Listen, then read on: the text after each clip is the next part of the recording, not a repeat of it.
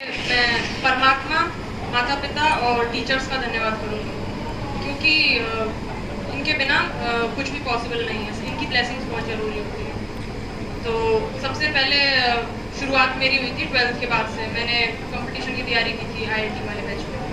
तो मैं रेफरेंस भी रही थी, कोटा में पढ़ाई की, और मैं हार्ड वर्क भी करती थी। उस टाइम से शुरू से ही मैं मेहनती रही हूँ।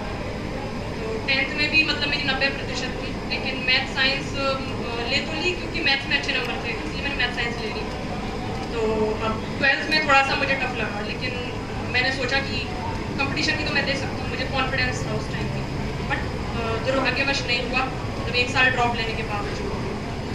फिर बट उस टाइम भी मैंने मतलब वो ख़त्म हो गई थी मेरी कि मतलब क्या पता क्या होगा। तो कईयों ने ये बोला कि BSc कर लो, ये कर लो, वो कर लो। फिर लेकिन एक ये था कि करनी है तो बस BTech करनी है। अब एडमिशन भी करवाया प्राइवेट कॉलेज में भी, मतलब बड़ी कच्चा से मुझे मतलब सीट मिली थी। बोला करना है तो सिविल इंजीनियरिंग करना है, तो पापा सिविल इंजीनियर हैं, थोड़ा पापा का सपोर्ट रहेगा, इसीलिए मैंने फिर इस वजह से सिविल इंजीनियरिंग ब्रांच लिया। वहाँ पे भी बहुत खींचातानी हुई थी सीट की, क्योंकि उस टाइम सिविल हर किसी को नहीं मिलती थी, और कुछ नंबर भी उस टाइम भी कम थे मेरे। तो इस वजह से मेरी सीट उन्होंने दबा दी कि किसी को देते हैं ना, वो पैसों पे दे देते हैं पैसे। तो लेकिन फिर जब उनको लगा कि इस कॉलेज से दूसरे कॉलेज में मतलब जाएगी, तो फिर बाद में उन्होंने बुलाया। वो भी उस टाइम भी बहुत रोना धोना, बड़ा छोटा बच्चा टूट जाता है उस टाइम, क्योंकि टीनेज होती है।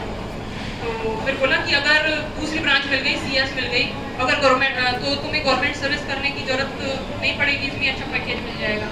मैंने बोला करूँगी तो गवर्नमेंट सर्विस करूँगी, नहीं तो रोटियाँ बनाऊँगी घर में। वहाँ पे मैंने बोल दिया, और वहाँ से हम निकल चुके थे। फिर बाद में फ़ोन आया था कॉलेज वालों को कि आ जाइए, कि तुमको हम इसी ब्रांच में, इसी कॉलेज में दे देंगे एडमिशन। तो फिर थोड़ी सी हिम्मत बनी कि चलो अब आगे का रास्ता साफ हो गया है। तो कॉलेज अच्छा था, उसमें पढ़ाई होती थी। पूर्णिमा कॉलेज ऑफ इंजीनियरिंग है, जयपुर में है ना।